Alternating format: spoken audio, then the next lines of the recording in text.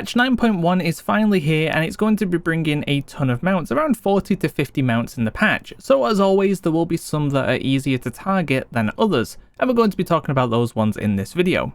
The first one we'll talk about is your Covenant specific flying mount. Each Covenant will get 4 different variants of this kind of new unique flying mount for their Covenant, and one of those is fairly simple to pick up, so if you're excited to get your hands on those, don't worry, you will get one fairly quickly. To get this, what you'll need to do is get yourself to Renown 45. At this point, most people should be around like 35 to 40 Renown anyway, so getting that extra 5 Renown won't take you very long. It should take you about a week or two, because you're going to have more quests that give Renown, and you will have the campaign giving some Renown too. In terms of who gets what, the Kyrian will get the Elysian Aquilon, the Necrolord will get the Maldraxian Corpsefly, the Ventir will get the Sinful Gravewing, and the Night Fae will get themselves the Ardenweald Wilderling, and all of the Covenant mounts look really good, so look forward to those.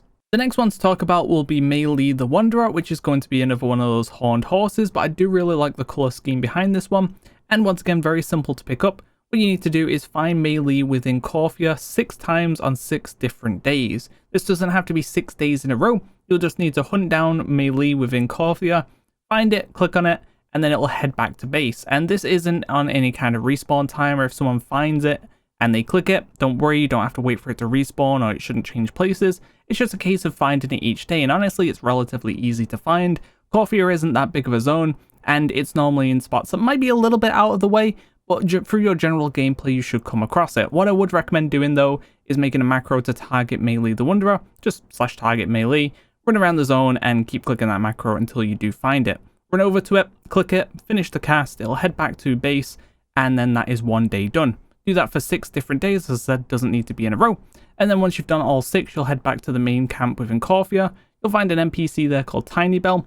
They'll give you a quest, you'll pick up the quest and hand it in, and you will get yourself that mount Melee the Wanderer. Very simple. The next mount for us to talk about is going to be the Dusklight Razorwing, and this one's relatively simple to get as well. What you'll need to do is get your hands on 6 Lost Razorwing eggs, which are going to drop from the various Devourers found within Corfia. Apart from the Animites, the smaller flying ones, at least on PTR they did not seem to drop them, but that may change for live. Outside of that, the rest of the Devourers did seem to have a low chance of giving you those Lost Razorwing eggs, and there are also a couple of Devourer rares as well in the zone that have a slightly higher chance of dropping those eggs too.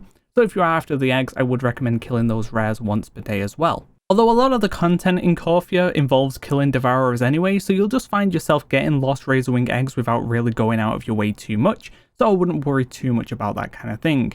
Now, originally on the PTR you could farm out as many Lost Razorwing eggs as you wanted to, but Wowhead has recently reported that they think it is now a 2 a day cap, and that might even change to a 1 a day cap for live, so just keep that in mind. If you're grinding for hours and you've only got 2, then that might be the cap kicking into play, and you might not be able to get any more for that day, so just come back the next day. The eggs aren't unique, so you can stack as many as you want in your inventory, and they don't need to be handed in a specific way, or 1 a day or anything like that. You could hand in 1 a day if you wanted to, or all 6 at once. It doesn't really matter.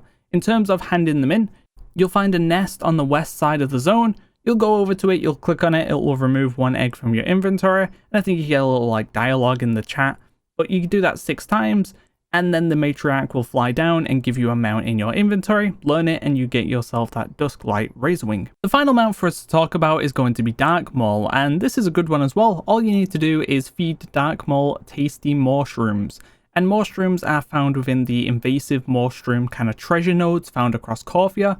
Originally there was 5, but in the very recent build they seem to have added a bunch more, so there's around 8 plus now, and I'll mark the ones that I've found so far, but do keep in mind there may be way more than this that just weren't around when I was kind of checking out the end of the PTR. Now these invasive mushrooms are generally on the trees, and they're a little bit awkward to get to. You'll have to scale the tree and maybe do a little bit of a jump or whatever, but you'll get to it, you'll loot it, and you'll have a chance of getting yourself a tasty mushroom. As I mentioned, there's around 8 or so nodes, and once you loot a particular invasive mushroom for the day, you won't be able to loot it until tomorrow. So if there's 8 of them, you can only loot each one individually once, meaning 8 total that you could loot per day. They do also have a respawn, so if someone gets to one before you do, they loot it, then it will despawn for about an hour or so. That's probably why they've added more nodes, just so there's a better chance you'll find these daily. So you'll just need to kind of keep your eyes on the zone, look around for those nodes, and try and get yourself as many invasive mushrooms per day as possible, which gives you a higher chance of getting those tasty mushrooms. Once you have your 6 tasty mushrooms, or you've gotten 6 in total, it doesn't matter, you don't have to do them all at once. You could do 1 in one day, 1 3 days later, or 6 all at one time. It doesn't make much difference. Either way, once you have 6 tasty mushrooms, you'll head over to Dark Maul, which I'll be marking now. You'll click on him, and then you'll click on the tasty mushroom in your bag. You'll feed him, and then you'll ride him for about 2 minutes.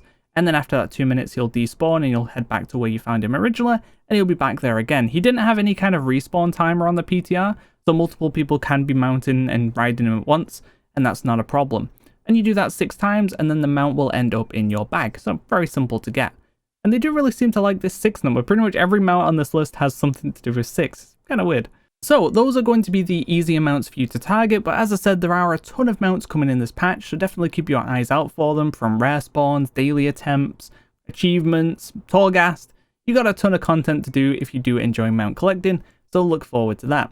Outside of that, look out for more videos coming soon. Thanks for watching, guys. See ya.